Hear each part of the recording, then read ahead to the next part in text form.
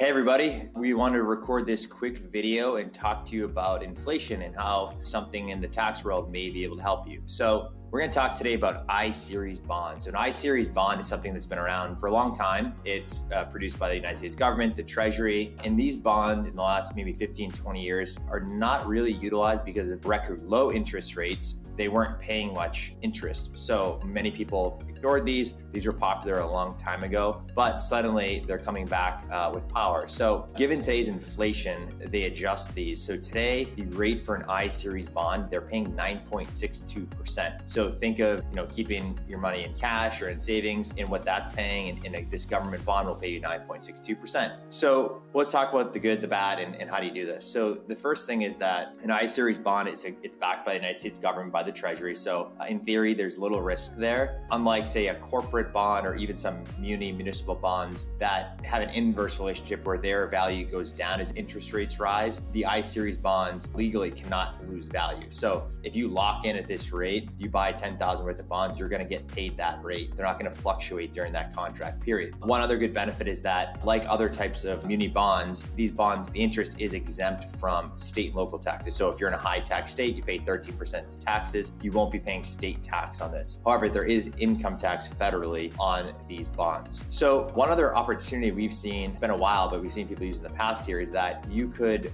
theoretically use these bonds to pay for college tuition, supplement a 529 plan, and that would be tax-free if you used it that way. So that's an opportunity there as well. During high inflationary periods, like we are in right now, these bonds will continue to rise in interest. It all really depends on what the Treasury publishes. So the next published date would be October of 2022. So they're indexed every 6 months. Now, no one's really knows what it's going to be. It could be 10% or it could drop down dramatically. That all depends on how inflation kind of levels out or keeps rising or decreases over the next several months. That's kind of the good, but what's the risk? What's the downside? So it's really a liquidity play in our minds. You're going to lose some liquidity, and if that's important to you. So the rules say that you can't access these funds for 1 year. So you're locked up for 1 year. Every 6 months, the interest adjusts. So the 9.62 is now, and then October, you'll reset your interest. So that's kind of one consideration. Second is that if you sell or dispose of these bonds within the first 5 years, you technically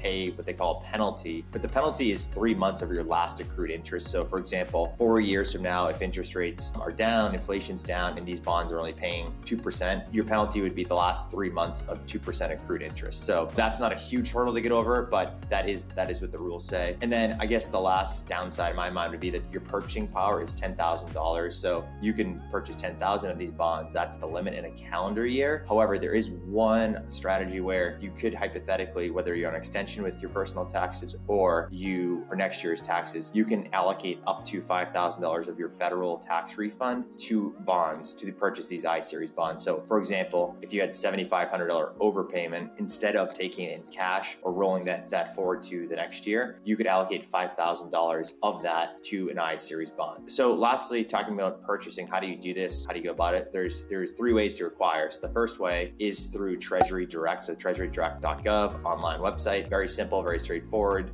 That's probably the recommended way. You can track it, you can track different metrics around it, and you can also have a good online record there, ACH, right from your account. Second way is local banks will support this. You can go to a local bank and tell them you want to buy an I-Series bond, make sure it's the right bond, the right interest, but they can do that. Or lastly, as mentioned, you can allocate tax refund towards it as well. So hope that's helpful. Just want to give everyone just an idea of this inflation hedge opportunity that's out there, that's backed by the US government. If you have any questions, please let our team know, but otherwise have a great day ahead.